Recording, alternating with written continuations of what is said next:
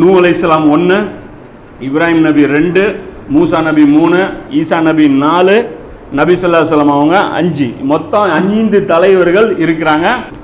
இதுக்கு ஒரு முக்கியமான வித்தியாசமும் இருக்கு. இப்ராஹிம் நபியை பொறுத்த வரைக்கும் அங்கிருந்து இஸ்லாம் வேற ஒரு டைவர்ஷன்ல போகுது. இதை பற்றி அல்லாஹ் குர்ஆன்ல சொல்றான், இப்ராஹிமுடைய மார்க்கத்தை பின்பற்று அப்படின்னு சொல்லி அல்லாஹ் சொல்றான்.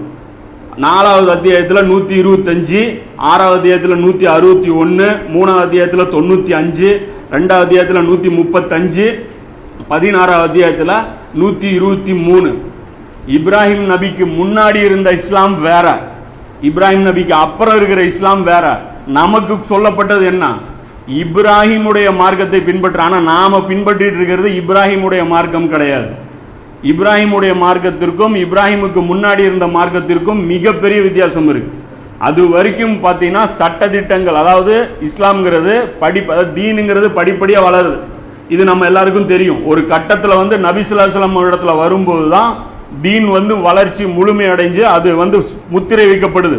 இனி தீன்ல புதுசாக எதுவுமே ஆடு கிடையாதுங்கிறது. இப்ராஹிம் நபி வரைக்கும் தீன் எப்படி இருந்துச்சுன்னு பார்த்தீங்கன்னா வெறும் தனிநபர் விவகாரம்.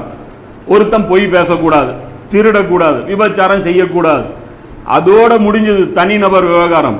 இப்ராஹிம் நபிக்கு அப்புறம் தான்